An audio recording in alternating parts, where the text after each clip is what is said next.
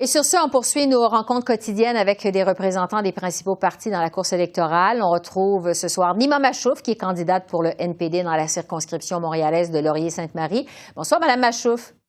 Bonsoir, Mme Bégin. Sur le sujet du jour, d'abord, la crise en Afghanistan et la fin des évacuations par le Canada. On vient d'entendre Justin Trudeau vanter la gestion par le Canada de tout ce dossier-là. Quelle est votre position là-dessus au NPD? Si ce dossier-là avait été bien géré, on ne serait pas arrivé là. Après 20 ans de présence étrangère sur le sol afghan, on ne serait pas arrivé là. Autant, à mon avis, les 20 années de présence que le retrait a été fait de manière chaotique. On savait qu'il y allait avoir retrait et on n'a pas prévu les choses comme il le faut. On espère que le gouvernement Trudeau ne reconnaîtra pas le gouvernement des talibans en Afghanistan. C'est la moindre des choses et continuer à travailler avec nos partenaires là-bas. Sur l'autre dossier du jour, maintenant, évidemment, les demandes du Québec aux différents chefs fédéraux dans cette campagne électorale. François Legault, on va l'entendre un peu plus tard, là, mais il reproche aux libéraux et au NPD aussi d'empiéter sur les compétences du Québec en matière de santé avec des promesses qui sont très ciblées. Qu'est-ce que vous répondez au NPD, au premier ministre François Legault du Québec? Il y a plein de champs, il y a plein de domaines où c'est une compétence partagée. Il y a l'apport du fédéral et l'apport du provincial également.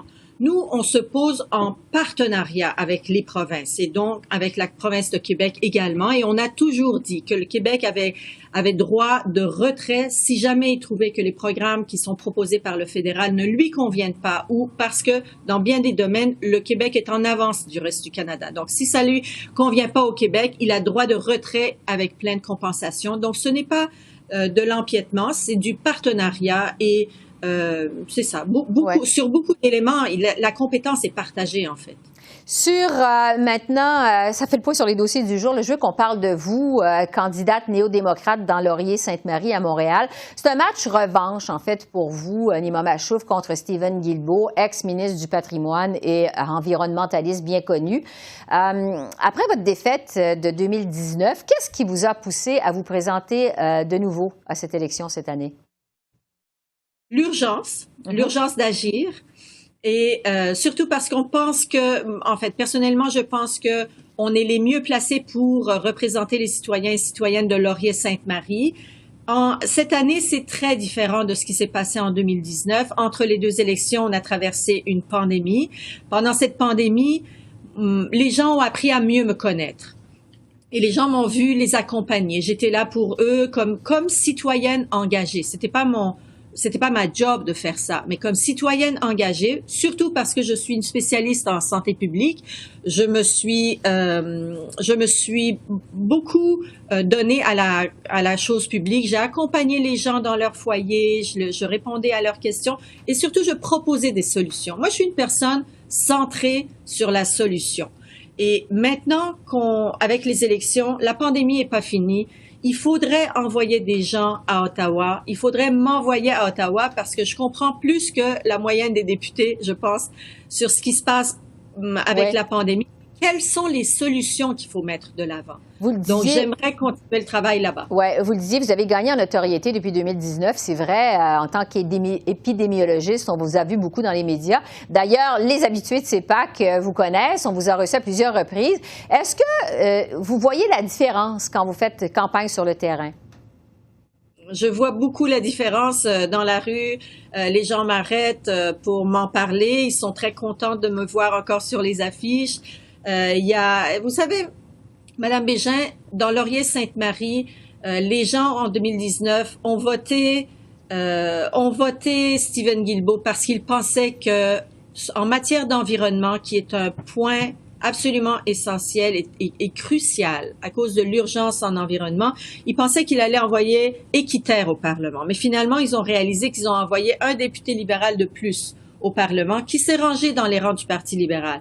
Et maintenant, les gens me voient et me disent, on a voté libéral aux dernières élections, mais maintenant, c'est sûr, on vote pour vous. Les gens viennent à notre local électoral, ils disent la même chose. Ils se sont fait flouer la dernière fois parce que le ministère de l'Environnement, dirigé par Équiterre, les avait un peu fait miroiter. Ils pensaient vouloir donner une chance à M. Guilbeault. Ils sont déçus et je pense que ça va beaucoup jouer en notre faveur.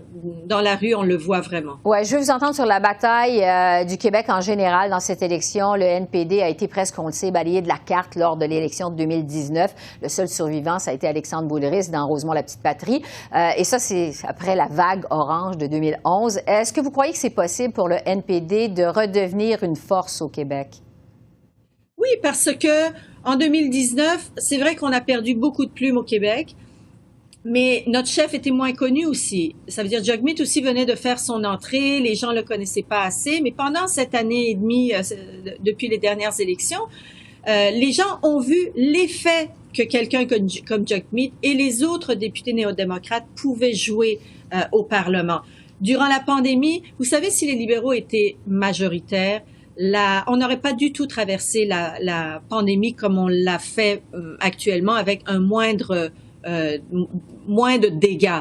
La PCU auquel les gens ont eu droit, par exemple, juste à titre d'exemple, aurait été de 1 000 $, pas de 2 000 $. Mais c'est qui s'est levé en chambre pour dire avec 1 000 $, on ne pourra pas subvenir à nos besoins. Si on veut que les gens restent chez eux pour se protéger et pour éviter que la pandémie se répande, il faudrait leur donner plus d'argent pour qu'ils puissent rester à la maison et subvenir à leurs besoins. Donc, les gens l'ont vu agir comme ça, ont vu qu'est-ce qu'il a réussi à aller chercher pour eux. Donc, la donne est très différente maintenant. Ça m'emmène quand même à vous parler des sondages. Cette semaine, il y en a eu plusieurs qui démontrent tous que le NPD est en hausse à ce stade-ci de la campagne, mais surtout en Ontario. On ne voit pas beaucoup de changements, cependant, au Québec pour le NPD. Est-ce que le message du NPD passe moins bien au Québec, vous pensez? Je ne pense pas. On a vu Jagmeet a fait plusieurs passages depuis cet été au Québec et il est venu à plusieurs reprises à Montréal. On l'a vu pendant la fierté, pendant la parade de la fierté. Il va à l'encontre des gens. Les gens viennent le voir. Ils sont super enthousiastes quand ils le voient. On voit vraiment un engouement. Ça a changé. Ça a beaucoup changé depuis 2019. Surtout chez les jeunes, on voit qu'il y a un vrai engouement. On n'a pas fait de bons spectaculaire, mais on augmente et on augmente petit à petit et c'est constant. Et c'est sur ça qu'on va continuer. On a encore 4 semaines devant nous. On va continuer à essayer d'encourager les gens et leur dire pourquoi ce serait important d'envoyer des néo-démocrates au Parlement, parce qu'on est à un tournant de notre histoire. On a besoin de faire des changements drastiques en matière d'environnement, entre autres, et ça prend des gens courageux qui osent faire des changements. Ça, c'est vraiment les néo-démocrates qui vont être capables de le faire. Alors, on va continuer à suivre votre campagne. Nima Machouf, candidate pour le NPD dans Laurier-Sainte-Marie à Montréal. Merci beaucoup. Merci beaucoup, Mme Bégin. Au revoir.